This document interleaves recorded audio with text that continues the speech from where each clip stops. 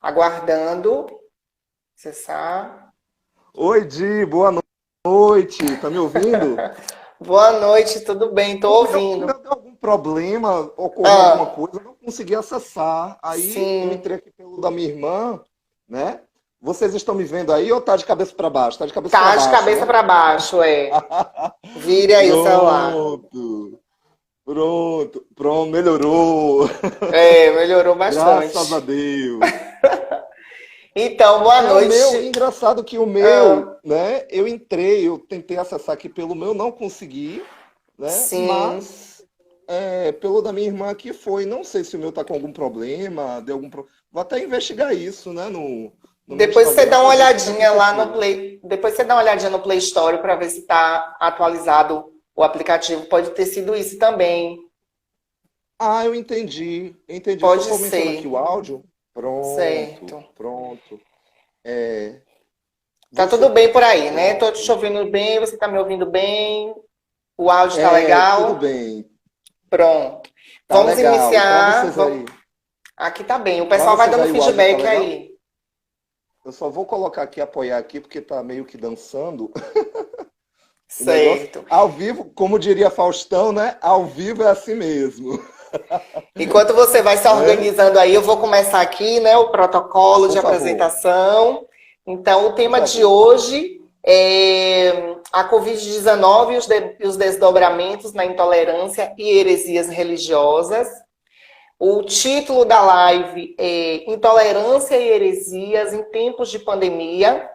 Vou apresentar agora um pouco sobre o nosso grupo, né? Nós estamos fazendo essa terceira live, é uma live de lançamento do grupo, que foi criado recentemente. Então, o Geração de 20, ele é um grupo de estudos transdisciplinares, formado por acadêmicos inconformistas e preocupados com as questões surgentes e emergentes que atravessam o Brasil e o mundo na década de 2020. Agora um pouco sobre o nosso convidado.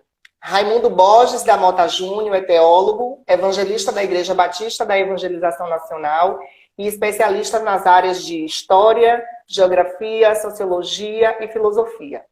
Possui uma vasta experiência no exercício da docência e militância à esquerda.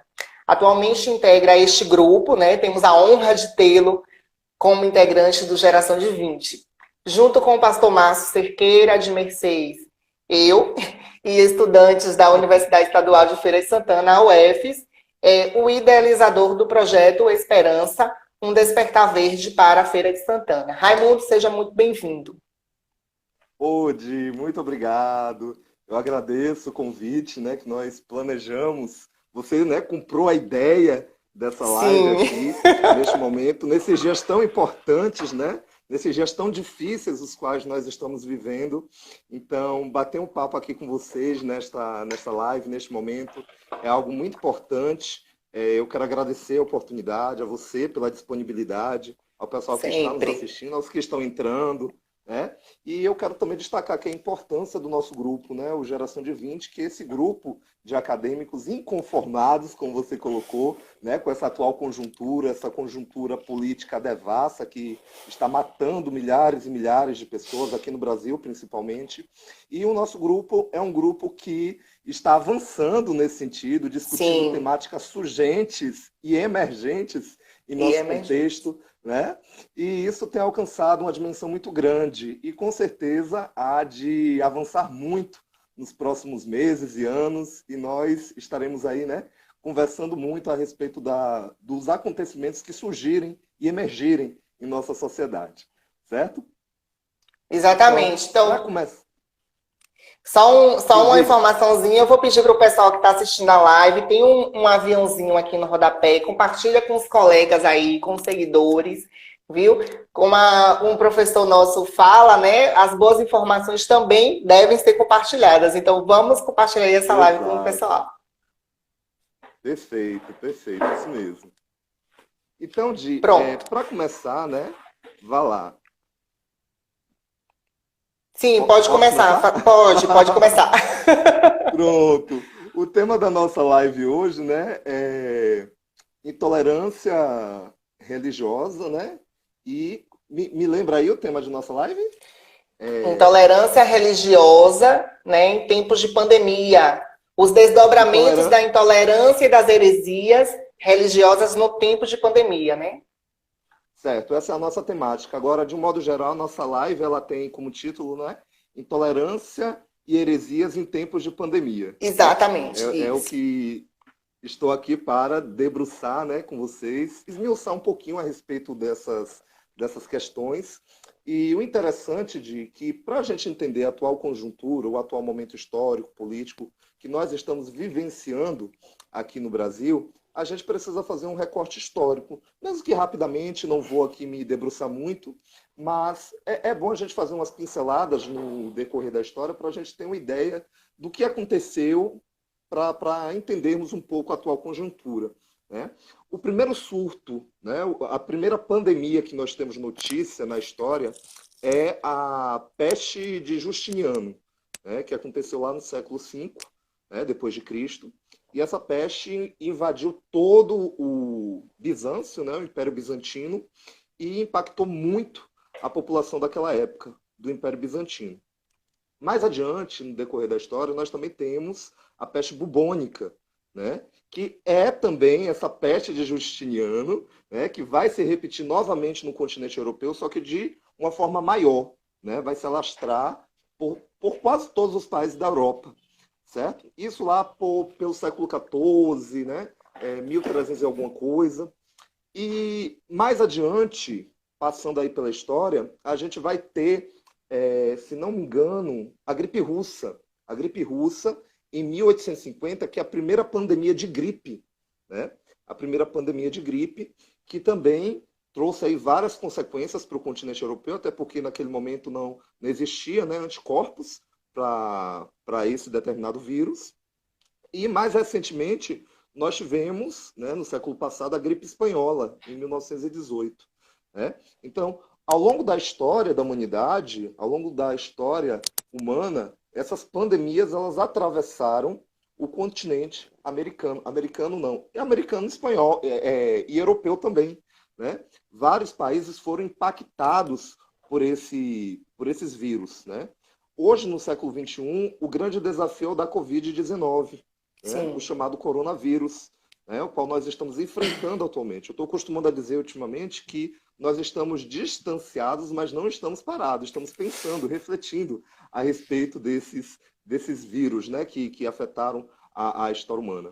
E o que a gente percebe, Di, é que hoje, no nosso atual contexto, na nossa atual conjuntura, né?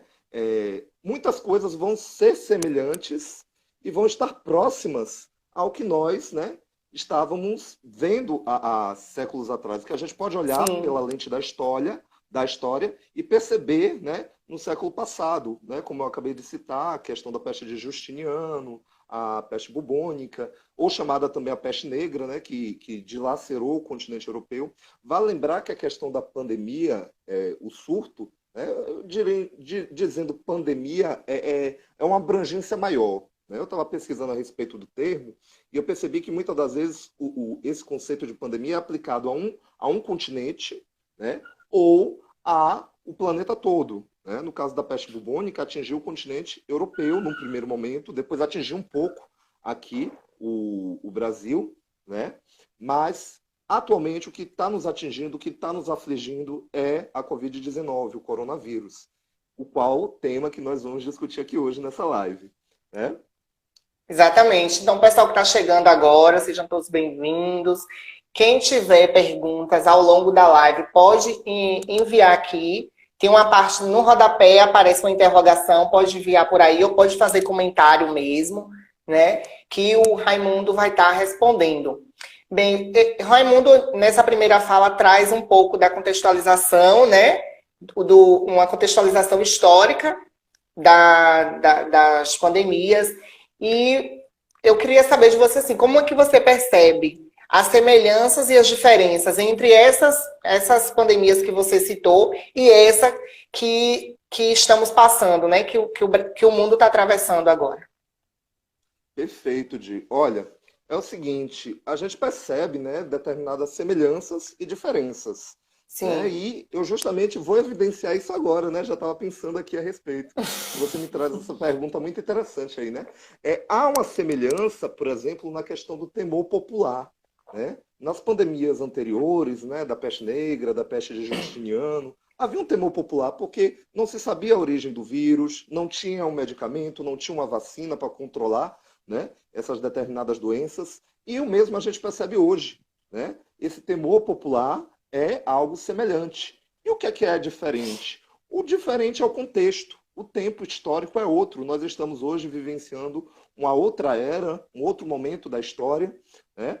E, por exemplo, um momento que é mediado aqui pelas tecnologias, né? Nós estamos aqui distanciados, mas ao mesmo tempo juntos nesse debate, nessa reflexão. Uma coisa que eu quero te dizer para o pessoal que está nos assistindo também, é que esse termo, né, a questão da quarentena, por exemplo, ele é um termo antigo, né? Ele é um termo que, durante, por exemplo, a peste negra, eu me lembro que lá em Veneza, na Itália, foi adotado, né, o conceito de quarentena que vem do Velho Testamento, né? Que, trazendo aqui para a perspectiva bíblica, vem do Velho Testamento. E, mais recentemente, esse termo é adotado por alguns especialistas, por exemplo, quando o pessoal vinha da Europa ou de um país da Ásia, ficavam 40 dias lá no porto, né?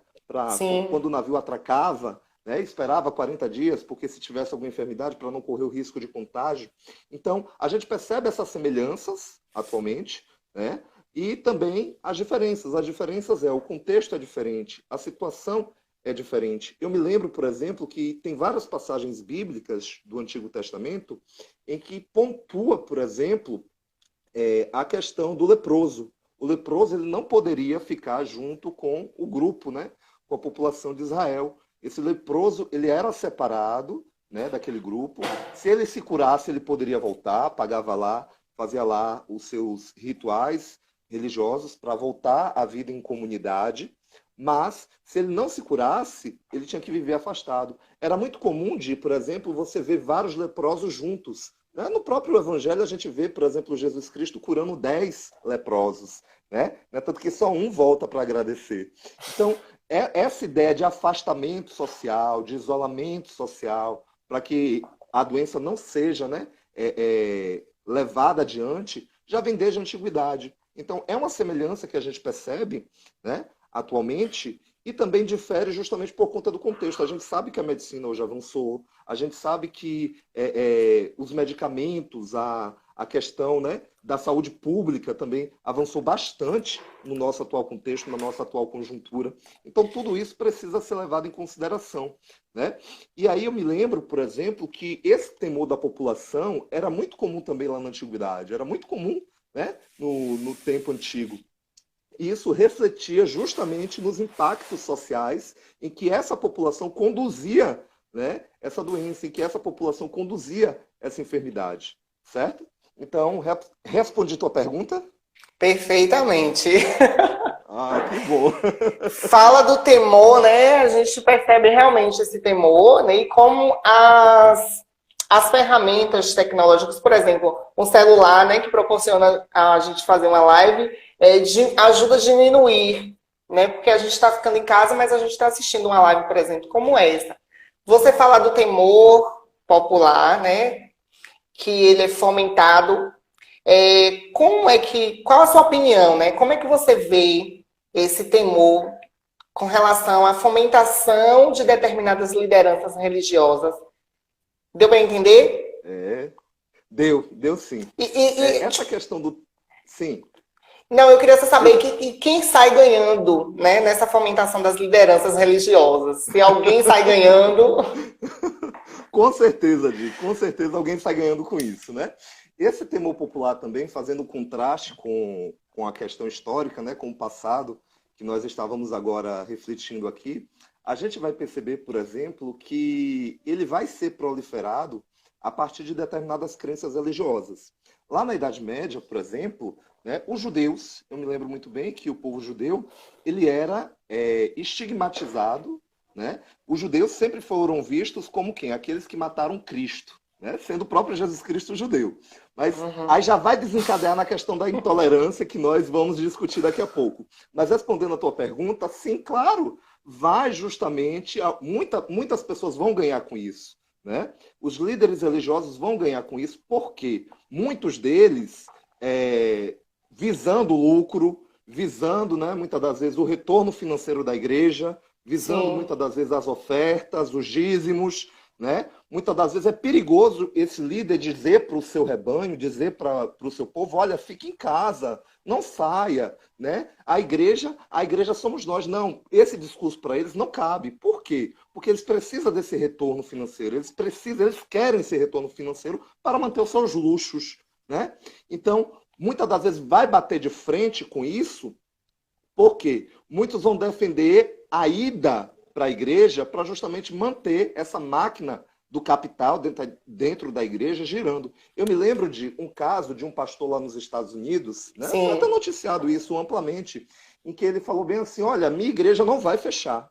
Minha igreja vai continuar tendo culto, né? Ele falou minha igreja, como se a igreja fosse dele, né? A gente entende que a igreja é de Cristo, mas tudo bem. Ele disse que a igreja não iria fechar, que ele iria continuar, a igreja iria continuar tendo culto normalmente.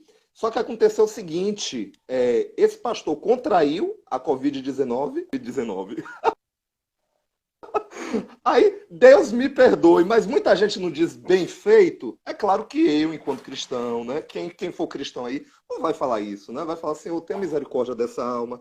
E que isso não seja replicado, que isso não seja levado adiante por outros líderes. Que muitas das vezes estão visando ali, ó, a perda de fiéis. Porque certamente as igrejas não serão mais as mesmas. Eu estou falando aqui igreja enquanto instituição, igreja enquanto templo. É claro que isso vai gerar uma grande dispersão de fiéis, né? Isso preocupa esses líderes religiosos, né? Que tem lá suas megas igrejas, tem lá seus mega templos. Então, essa estrutura, como é que ela vai permanecer? Ela vai ruir, ela vai, né, ser levada ao chão. Então, isso é preocupante para muitos líderes, entendeu? E aí vai desencadear justamente na intolerância, que nós já vamos falar agora há pouco, né? Porque lá na Idade Média, os judeus eles eram acusados, por exemplo, de pegar a peste bubônica, é uma pulga, né, que muitas das vezes se prolifera no rato, e aí muitos acreditavam que os judeus, né, eles pegavam esses ratos e jogavam nos poços, jogavam lá nos mananciais de águas, que eles eram os responsáveis, né? Eu me lembro também que tem casos de muçulmanos na Espanha, né, que foram expulsos por reis cristãos. É bom delimitar aqui meu lugar de fala. Eu sou um cristão, né, e a gente sabe que o cristianismo é a religião hegemônica, né, no Ocidente, né? Mas só que nós também sofremos perseguições. E aí a gente vai entrar nessa questão daqui a pouco, porque é polêmica. Você vai me dizer, Raimundo, mas a sua religião ela é hegemônica. A sua religião, né, tem o maior número de fiéis hoje no globo. Mas se a gente for lembrar também aí na história, o cristianismo também sofreu várias perseguições, né? O Coliseu Romano mesmo foi um palco de atrocidades contra os cristãos, né? Antes de você... Antes de você... Para finalizar. Sim. Sim, há cristãos que se reúnem de forma, né, escondidas em algumas partes do globo, em algumas partes do mundo. Então, a perseguição, nós cristãos também sofremos perseguições. Então, eu vou falar um pouquinho a respeito disso quando a gente entrar lá no tema da intolerância, né? Mas diga, faça a sua pergunta, porque se eu for começar a falar aqui, né? eu não vou... E tem pessoas, eu acho que eu vi aí pessoas perguntando, né? É isso, eu vou fazer o papel, eu vou fazer o papel, realmente, estou aqui assumindo a postura do entrevistador, só estou lembrando daquelas entrevistas, né, que Lula deu lá na cadeia, né, que quando ele estava lá falando bastante, o repórter interrompia. Então, pegando ainda esse gancho que você está falando dessas lideranças religiosas, Rafael, que faz parte do grupo também, perguntou o seguinte: de que forma você pensa o argumento sustentado por algumas lideranças de que quem confia em Cristo, tem fé, não deveria temer a Covid e ir às igrejas normalmente? Como é que você avalia esse posicionamento? É um posicionamento, Rafael, você com as perguntas sempre provocativas, né, Rafael? Rafael sempre com as perguntas que vão lá na ferida. Mas excelente pergunta, Rafael. Obrigado por sua pergunta. Olha, é o seguinte, eu ia falar um pouquinho a respeito disso mais adiante. Mas já que você trouxe a questão, eu quero te falar uma coisa a respeito da fé racional, né? Muitas das vezes, alguns líderes religiosos, o que é a fé? A fé, de fato, é um tiro no escuro, né? Você crê em algo, independentemente de eu crer ou não, do de crer ou não, né? Você tem lá a sua crença religiosa, ou você tem lá a sua crença no seu intelecto, nas suas propriedades. A fé é um tiro no escuro, é uma base, é um sustento, né? Que muitas das vezes o fiel ou a pessoa ela vai se sustentar, né? O sustentáculo, como eu costumo dizer. Então, quando você traz aí essa questão dos líderes provocando, né? Olha, venha para a igreja porque Deus, se você pegar a Covid, você vai, né, ser restaurado, ou você vai ser imune a essa Covid. O apóstolo Paulo, né, eu estou falando aqui na perspectiva são paulina, porque se nós hoje temos o acesso ao cristianismo, é devido ao apóstolo São Paulo, né? O nosso cristianismo ele é paulino. E o apóstolo Paulo ele fala a respeito do culto racional. O que seria esse culto racional? O culto racional é aquele culto que eu presto ao Senhor, Jesus Cristo, mas eu tenho plena consciência de quem eu estou prestando esse culto, né? Lá em Hebreus, a epístola, a carta aos Hebreus, vai dizer que a fé é o firme fundamento das coisas que não se viram nem se ouviram. É como eu disse agora há pouco, é um tiro no escuro, né? Você crê. Eu não estou aqui questionando a fé de ninguém. Mas eu volto lá para essa concepção de Paulo, do culto racional. O culto racional é aquele culto dedicado ao Cordeiro, né? Aquele culto em que a pessoa se volta para o Senhor de forma crítica, mas sabendo em quem tem crido. Esse mesmo apóstolo fala a Timóteo o seguinte: eu sei em quem eu tenho crido, né?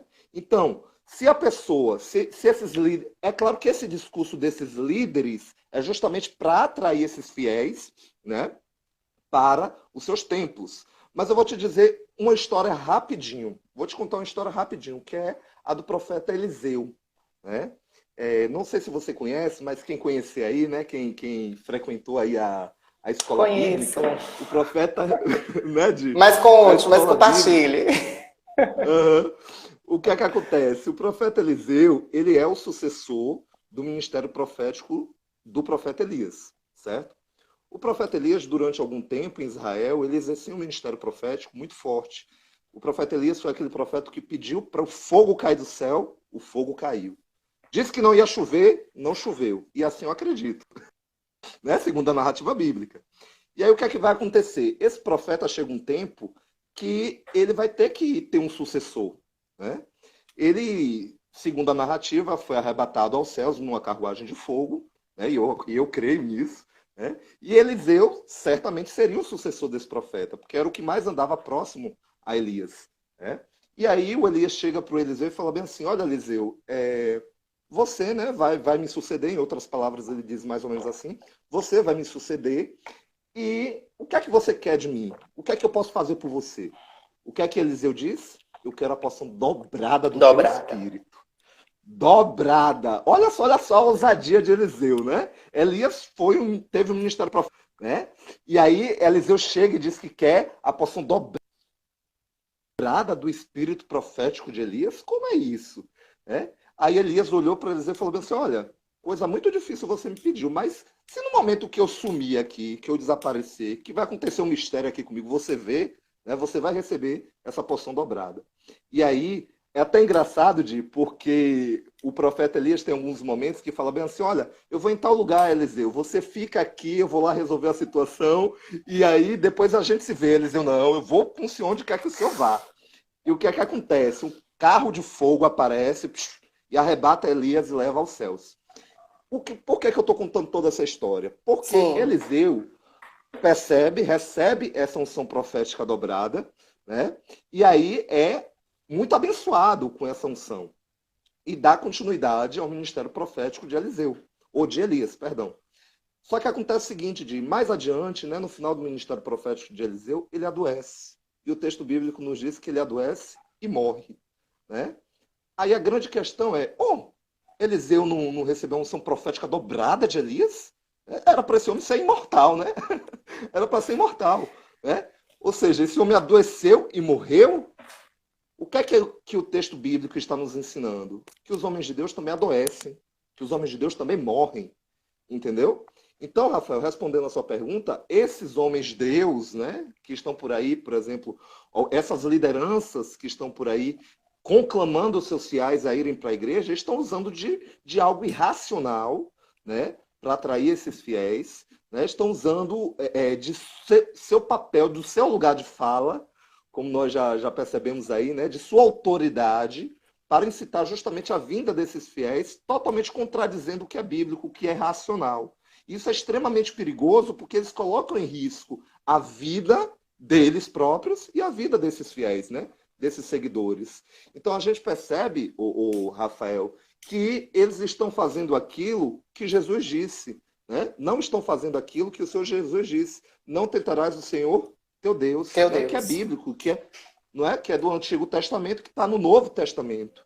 Então isso é uma afronta, né, ao próprio Deus, à santidade do próprio Deus. Né? Então a gente percebe isso sendo muito proliferado por muitas lideranças religiosas, e aí a gente vai desencadear na questão da intolerância, certo? Espero que eu tenha te respondido, apesar do contorno todo que eu fiz aqui. Vanessa comentou o seguinte, enquanto você falava, ela disse, na minha cidade, algumas igrejas têm celebrado cultos escondidos com vigias nas portas. Então, foi só um comentário que ela trouxe aqui pra gente, e aí eu quero que você entre, Raimundo, um pouco na questão da intolerância, né? Como você já disse aí, que vai falar mais pra frente. Acho que a gente já pode caminhar para esse ponto. Claro, claro. Sim, esse comentário da Vanessa é muito interessante, né? Justamente por conta do temor. Isso volta ao temor, né? Ao temor do vigiar e punir, como diria o Foucault. Mas aí já é outra discussão que a gente discute depois. Você falou aí da intolerância, né? Que é o tema de nossa live aqui. Pois bem, vale destacar que a intolerância é uma atitude que se caracteriza pelo quê? Pela habilidade ou vontade de reconhecer e respeitar diferenças em crenças e opiniões. É a falta disso. Eu sou cristão, protestante, né? Perdão. E tem um desrespeito com a religião, por exemplo, de matriz africana, né? Com a religião de outra perspectiva filosófica, de outra perspectiva, né, religiosa. Então, essa intolerância ela vai se desdobrar em várias situações. Como eu disse anteriormente, eu queria já citar aqui nesse ponto, é o caso aqui no Brasil, né? A gente sabe que tem uma grande perseguição com relação às religiões de matriz africana, isso desde a colonização, né? Os escravos, os africanos escravizados aqui no Brasil, eles para cultuarem seus deuses, né? Muitas das vezes eles associavam um santo, né? Católico, né? Santa Bárbara seria Yansan, e assim sucessivamente, né? Essa questão sincrética que é muito discutida também hoje. Mas só que a gente vai perceber, Udi, por exemplo, que nós, né? E agora eu também me coloco, porque apesar de não cometer esses atos, mas eu acabo levando a fama, né? Porque os justos aquele velho ditado, né? Os justos pagam pelos pecadores, né? Mesmo que seja uma quantidade mínima, a gente acaba levando a fama. E eu tenho ouvido e visto isso muito em publicações de Facebook, de pessoas dizendo o seguinte: esses crentes que estão incitando a volta, né, aos cultos, esses crentes que estão aí apoiando determinados governos. Então a gente percebe que é claro que isso não é um discurso total, é claro que não são todos que estão apoiando, é claro que não são todos que estão compartilhando dessa perspectiva, né? Mas eu me lembro, por exemplo, que há tempos atrás, aqui no Brasil, nós tínhamos uma determinada igreja que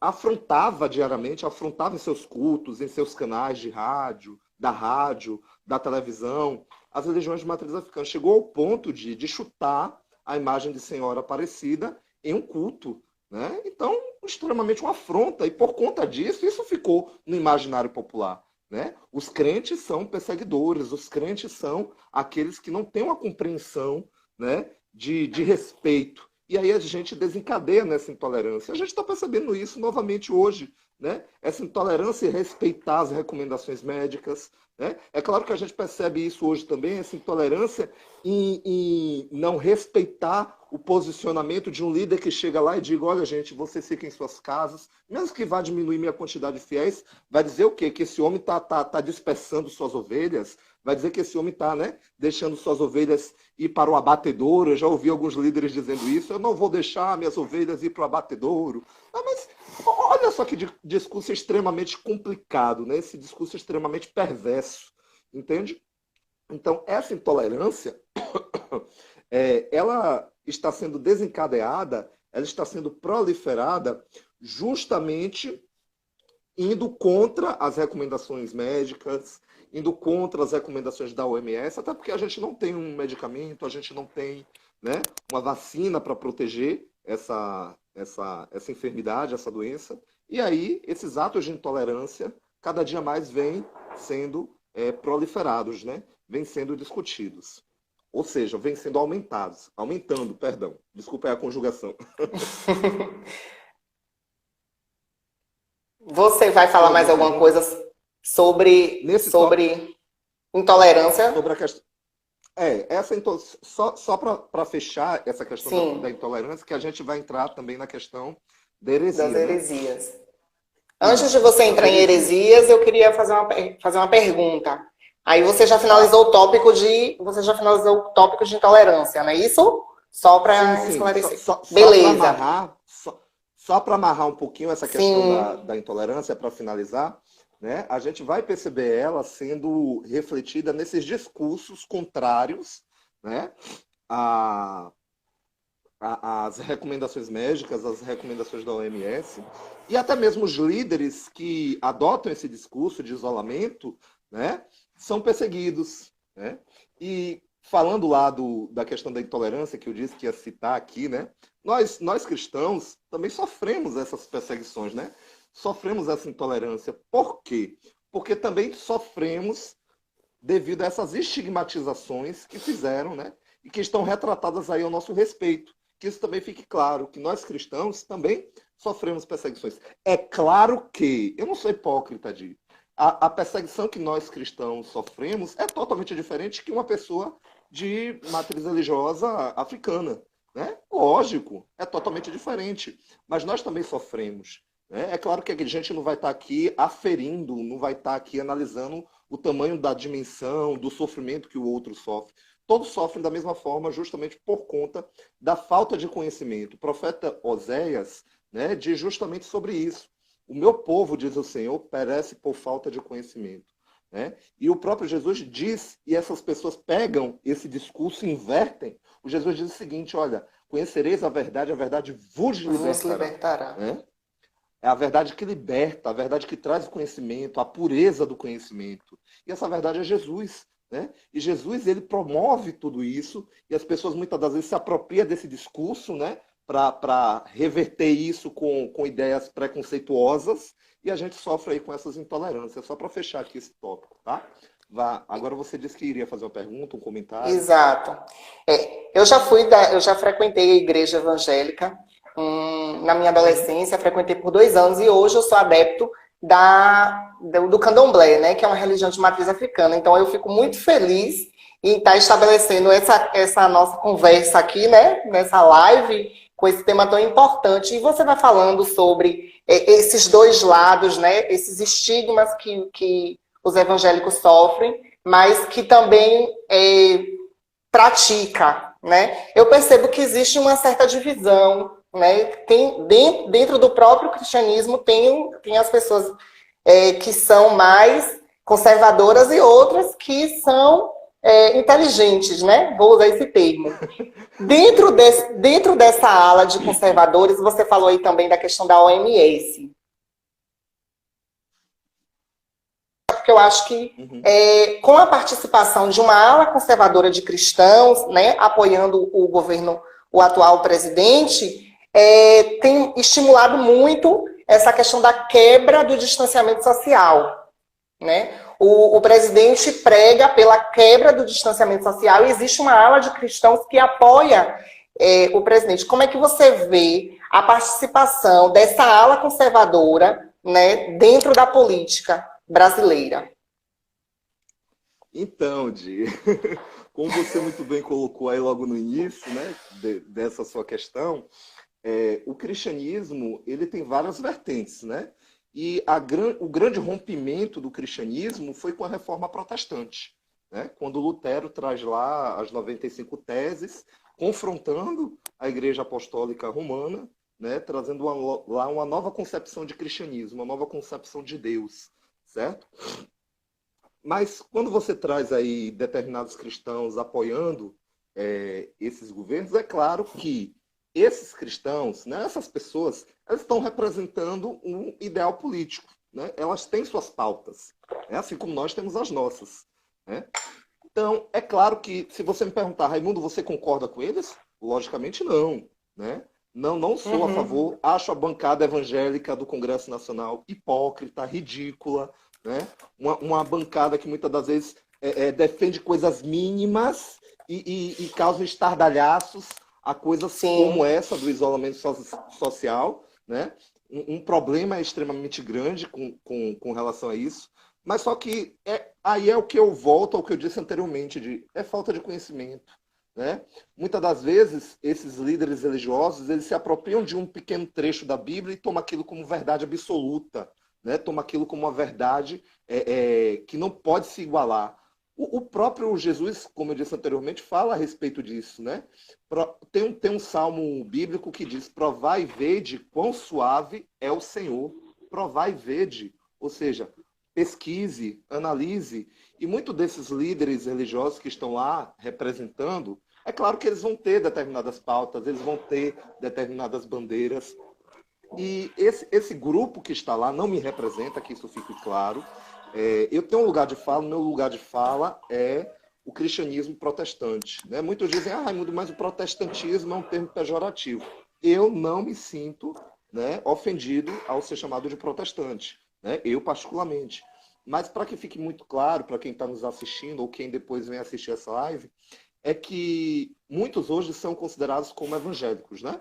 Eu também sou evangélico, né? Seguidor do evangelho, mas eu prefiro me assumir como protestante, ou seja, aquele que vai contra justamente essa ordem estabelecida, aquele que vai contra a essas intolerâncias provocadas justamente nesses discursos políticos, né, que são angariados aí para conquistar votos, porque, olha, Maquiavel, você deve conhecer o livro O Príncipe, né, que Maquiavel diz o seguinte, que o governante ele tem que ser religioso, né? Porque para a população ter um governante religioso é mais popular. Observe que, apesar dos pesares, o atual presidente ainda tem um grupo muito grande de apoiadores. Por quê? Porque ele vem com esse discurso de religioso, ele vem com esse discurso de protetor da família. Né? A Dilma tinha esse discurso religioso? Não tinha. Então a Dilma foi execrada. Né? Então, isso tudo é estratégia política, isso tudo é estratégia que dentro da história a gente vai ver determinados governantes, determinados políticos se apropriando delas, né, se organizando a partir delas para levar adiante o seu projeto político, que muitas das vezes é um projeto individual, não é um projeto coletivo. E esse projeto da bancada evangélica que está lá é um projeto individual, é um projeto que favorece determinados grupos, não favorece os evangélicos de um modo geral. Entende? Então eu só queria colocar essas coisas para que essa discussão aqui fique clara, entendeu? Perfeito. Então, eu acho que você pode falar agora um pouco sobre a heresia. Você já falou para a gente, né, sobre as intolerâncias, agora vamos caminhando para as heresias. Sim, sim. Sobre as heresias, né? É engraçado que a palavra heresíade, ela vem do grego aireses, se não me engano. Né? Aireses, é. E a heresia é quando alguém tem um pensamento diferente, né, de um sistema ou de uma religião.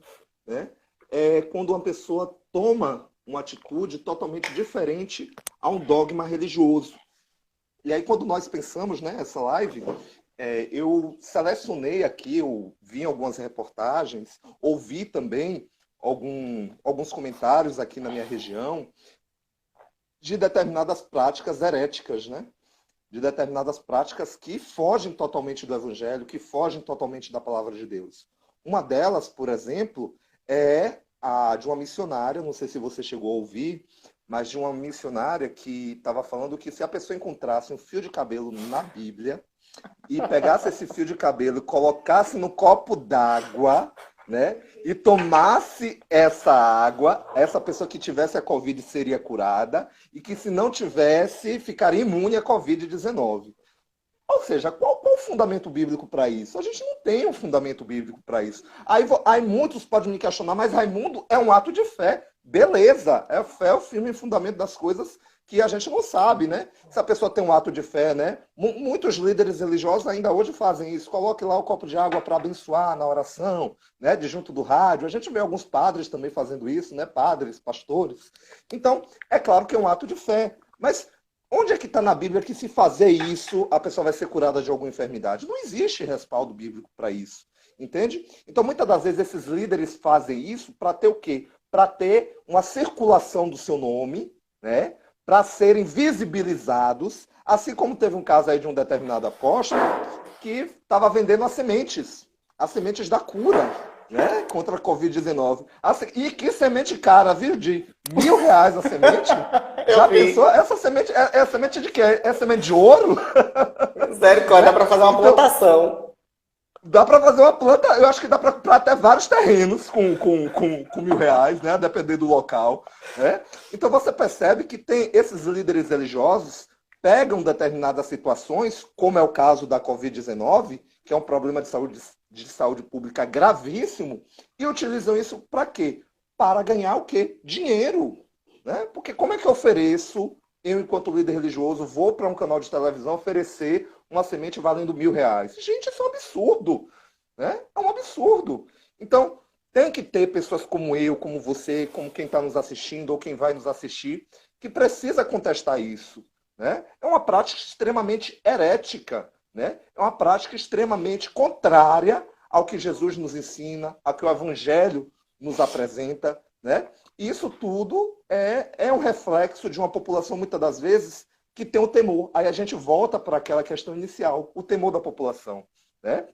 E como esses líderes já fizeram vários atos milagrosos, né? A pessoa já tem aquela crença de que, se eu comprar realmente, né, eu vou ser curado, eu vou ser curada. Se eu tomar essa água realmente dentro lá, com o cabelinho lá dentro, eu vou ser protegido, protegida. Então, é claro que, agora eu lhe digo uma coisa, esse pessoal vai pagar muito, viu? Vai pagar muito caro no grande dia, porque o próprio Senhor diz o seguinte, Senhor, aqueles que dizem não são todos que dizem Senhor, Senhor, que entrarão no reino dos céus. Né? Então, esse pessoal vai pagar muito caro. Então, eu tenho plena certeza disso. Porque aqui na terra possa ser que eles paguem não, mas a justiça de Deus, essa com certeza não há de escapar. Eu tenho plena certeza disso, meu amigo. Você traz esse exemplo desse líder, né, que está cobrando aí R$ 1.000 por uma semente. Sávio está perguntando o que é que você acha sobre as igrejas grandes, né, que contêm capital e que mesmo durante a quarentena têm cobrado o dízimo dos irmãos. E muitos deles, né, muitos desses irmãos estando em condição de vulnerabilidade social. Muito excelente pergunta, Sávio. Olha, essa questão do dízimo também, é uma questão problemática, né? Muitos vão defender que o dízimo é coisa do Velho Testamento, né? Que o dízimo hoje não precisa ser mais retribuído.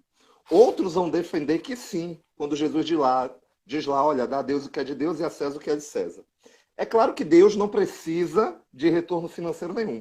Deus é o dono do ouro e da prata, Deus é o criador de tudo e de todos. Então Deus é autossuficiente, ele não precisa de nada da gente. Né? Com a gente ou sem a gente, ele continua sendo Deus.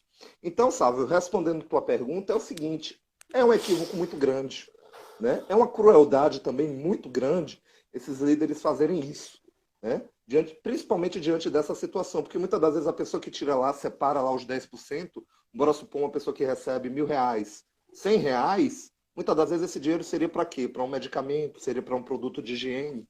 Né? Então, é uma crueldade muito grande essas igrejas estarem fazendo isso, justamente diante do contexto. A gente percebe, diante disso, a prática mercadológica que se instaurou dentro da igreja. A igreja hoje não é vista mais como uma instituição religiosa, é vista como empresa. Né? São grandes empresas, justamente para extrair isso do povo. Então, Sávio, respondendo, eu penso que seja algo extremamente cruel, né? É claro que quem tem lá suas crenças em devolver, nós falamos hoje muito, sabe o quê, Di? Em devolver ao Senhor, né? Devolver porque a gente acredita que o Senhor nos dá força para trabalhar, nos dá força para receber, né, determinadas remunerações, né? Então, a gente devolve os 10%. Mas diante da atual conjuntura, a gente percebe que tem pessoas que vão precisar desses 10% para suas necessidades básicas, né? Ou às vezes, esses 10% também pode servir para quê? Para socorrer um vizinho, socorrer um amigo, socorrer um parente, né? Então, essa prática que essas igrejas estão fazendo é extremamente equivocada, ao meu ver, né? Tem igrejas também, eu vou e volto, né? Tem igrejas também que, na contramão disso, tem disponibilizado capital, na contramão disso tem também, né, organizado eventos, arrecadando dinheiro, ou até mesmo colocando lá a mão nos seus recursos para distribuir cestas básicas, para socorrer a população que percorre. Teve um caso, por exemplo, eu não sei onde foi, se foi na região, se foi em São Paulo, no Paraná, não me recordo agora, de, por exemplo, de que a igreja pagou alguns leitos de UTI em determinados hospitais particulares, né? Então, assim, a gente percebe que tem igrejas que trabalham em prol realmente de um cristianismo verdadeiro, né? De uma forma séria, de retribuir, de ter esse retorno social. Mas tem igrejas que, como o Sávio colocou aí, realmente utilizam de má fé, utilizam justamente desse momento delicado para justificar ações, né, extremamente perversas como essa, que ele acabou de citar aí e que eu não concordo, certo? Perfeita colocação. Inclusive, eu vi logo no início da pandemia aqui no Brasil, né? Algumas pessoas comentando no Facebook, questionando, né? Onde é que estavam os líderes que nesse momento não estavam abrindo as portas para receber as portas dos templos, né? Para receber, dar um apoio, né? Em termos físicos para essas pessoas. Quero dizer aqui que Vanessa comentou que o mundo seria muito mais feliz se existissem mais cristãos como Raimundo. Muito obrigado, Venâncio. Pessoal aqui batendo Glória a Deus. palminha, dizendo perfeito. Deixa eu ver se tem mais alguma pergunta aqui do pessoal. Eu não estou conseguindo deslizar. Uhum. Não estou conseguindo deslizar aqui. Mas eu queria saber de você, assim, do ponto de vista bíblico, a pandemia do Covid-19, da Covid-19, é apocalíptico? Porque a gente tem ouvido muito falar, né, que, que nós entramos numa nova era, né? Eu, particularmente, não tenho condições de ser a geração do arrebatamento. Eu não quero ser essa geração, né? Então, assim, qual é o ponto de vista bíblico para a pandemia? Existe algum respaldo que fala que isso estava previsto? Olha, Di, é o seguinte, ó, desde o ministério de Jesus, e Jesus já falava, né? Arrependei-vos porque é chegado o reino dos céus. O reino dos céus está próximo a cada dia, né? A cada momento pode ser estabelecido o reino dos céus, né? Mas olha, se a gente for pensar nessa visão apocalíptica, né? Na Idade Média com a peste bubônica, né? Já havia essa concepção, é o fim do mundo, né? Com a gripe espanhola, com a gripe russa, é o fim do mundo. E o mundo acabou? A população a população mundial foi exterminada? Não, né? A visão apocalíptica diz que no finais dos tempos, né, haveria muitas guerras, haveria muitos sofrimentos, haveria proliferação de doenças. E é claro que a cada dia mais a gente percebe isso tudo sendo, né, proliferado. A gente vê o aumento disso tudo. Mas eu acredito eu vou na seguinte linha, ó. É claro que isso é um sinal, possa ser que seja um sinal, né? Não sabemos o dia nem a hora em que o Senhor há de voltar, possa ser que seja um sinal ou não. Isso sabe que é, ao meu ver, um retorno ao ser humano do que ele aplica contra o meio ambiente, né? Por exemplo, as práticas que nós, seres humanos, aplicamos contra o nosso meio, o meio em que vivemos. Se a gente for analisar 500 anos atrás, o mundo não estava na condição que está hoje, né? A camada de ozônio não estava tão afetada como está hoje. Então, é claro que essas doenças, muitas das vezes proliferadas, são consequências da própria ação humana contra esse meio ambiente. Muito se acredita que essa doença, né, a da Covid-19, ela veio do pangolim, aquele animal lá da China, né, aquele animal raro. E onde é que estava esse animal? Lá no mercado de Wuhan, né? É um animal raro que era comercializado, né? E por que esse animal estava lá? Por conta da ganância humana, né? Em retirar esse animal da natureza para vendê-lo lá, né? Para ter esse retorno financeiro. E aí, como esse animal tinha sido infectado, ele foi um transmissor, provavelmente, né? Se acredita muito nessa percepção de que ele tenha sido um transmissor da Covid-19. E aí, nós estamos aí diante dessa pandemia. Isso é consequência de quê? Foi Deus? Foi Deus que lançou lá a doença na Terra? Não, é uma consequência dos nossos próprios atos, né? Muitas das vezes os líderes religiosos, muitas das vezes determinadas pessoas colocam sempre a culpa ou em Deus ou no diabo, né? Ah, é o diabo, é coisa do diabo. Ah, é coisa de não sei quem. A culpa é muitas das vezes, Odi. Eu não estou dizendo aqui que às vezes tem interferência desse povo aí mesmo, desses seres aí mesmo. Mas é claro que muitas das vezes a culpa é nossa, né? A culpa é nossa em muitas das vezes querer esse retorno financeiro e muitas das vezes estar atrás, né, de satisfação pessoal. E tudo isso tem um preço. Estamos pagando por esse preço, né? Então, quando você traz aí a questão apocalíptica, é claro que tem uma relação. Eu me lembro que quando começou, teve um cinegrafista amador que filmou lá a praia de Copacabana e dizendo, olha, é aqui, ó, tudo vazia, é o final dos tempos, né? Ah, e não sei o quê. Eu falei, não, gente, não é o final dos tempos, não. Né? Muitos pesquisadores dizem que tá para vir aí pandemias piores. Né? Então, assim, as pessoas gostam muito de pegar esse discurso apocalíptico, para quê? Para gerar temor na população. Né? E pelo que eu conheci, pelo que eu sei, Deus é um Deus de amor, é um Deus de bondade, não é um Deus que está para colocar temor na vida dos outros. Entende? Então, ao meu ver, não tem nada de apocalíptico aí, é uma consequência da ação humana sobre o meio ambiente mesmo. Viu? Ok, que assim seja. Deixa eu te perguntar, Vanessa está querendo saber se você é calvinista, luterano ou agostiniano. Agostiniano, uma dúvida dela aqui. Curiosidade. Ela perguntou se era calvinista ou agostiniano? Ou luterano. Calvinista, olha, luterano ou agostiniano? Bem interessante, viu, Vanessa? Olha, Vanessa, eu concordo, eu vou muito pela linha de Calvino. Né? Você deve saber, ou quem não sabe aí, Calvino tem alguns problemas, né? Porque o protestantismo de Calvino é o que vai instaurar, né, a questão do capitalismo. Né?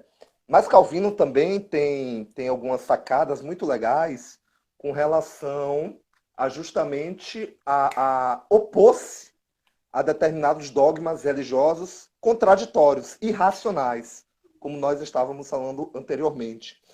Só que eu também lhe digo que eu sou muito fã de Lutero. Né? Apesar de também Lutero, todos têm problemas aí. Lutero, por exemplo, chegou um momento em que mandou instalar um grupo de religiosos contrários, né, a determinado reino. Mas, enfim, eu vou mais, Vanessa, pela linha de Calvino, tá? Apesar das problemáticas. Mais alguma pergunta, Jay? Acho que o pessoal não tem nenhuma pergunta. Assim, Nelson comentou que é muito pertinente o seu posicionamento. Deixa eu subir aqui para ver se eu passei alguma pergunta. Tudo bem. Só não está querendo deslizar. Enfim, eu acho que dá para a gente ir caminhando para a finalização, né? A live aqui dura apenas 1 hora no Instagram, depois disso derruba. Então, eu quero agradecer a sua presença aqui, o compartilhamento dessa visão, né? Visão de mundo, visão religiosa, que para mim foi muito, muito enriquecedor, né? Então, eu agradeço a sua presença aqui, agradeço a presença de quem assistiu essa live, né? Passa a palavra para você. Então é isso, eu quero finalizar, sabe com o quê? Crente é crente em qualquer lugar, né? Eu quero finalizar com oração. Tem 1 minuto, né? Antes de você fazer a oração, por incrível que pareça, eu estava com isso na minha mente aqui, de pedir para você finalizar com a oração. Estamos Confirmou. sintonizados, que perfeito. Do meio para o fim, eu pensei, vou pedir para ele finalizar a live com oração. Amanhã a gente tem uma live aqui no Geração de 20, com Rafael Rodrigues. Ele é um estudante do mestrado de estudos literários aqui na UFES e está pré-vereador em Feira de Santana. E a gente vai falar um pouco sobre as problemáticas, né, com a reabertura do comércio local. Então, amanhã o debate vai ser sobre isso, né? Então, convido desde já todos vocês para assistirem, né? Sigam o nosso Insta para poder ficar por dentro das próximas lives. Pronto, vamos lá com a oração. Ok. Você pode ficar à vontade se você quiser fechar os olhos, curvar suas cabeças. Sim. E assim eu digo, Senhor Deus, Senhor Pai, te agradeço, Senhor, por este momento em que estive aqui a oportunidade de dialogar um pouco mais, Senhor, da atual conjuntura com o dia e com as pessoas que estão participando conosco nessa live. Senhor, eu te peço em nome do teu Filho Jesus Cristo, ó Pai, que tua graça, que tua misericórdia, que teu amor e tua fidelidade continue a nos alcançar.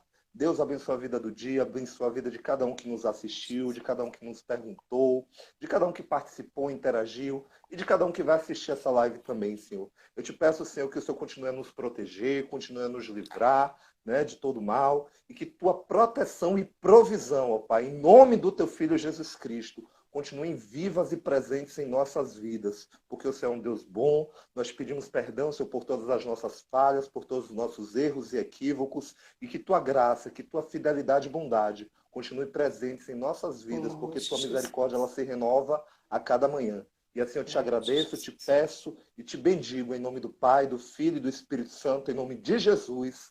Amém. Amém. Até a Amém. próxima. Que assim seja.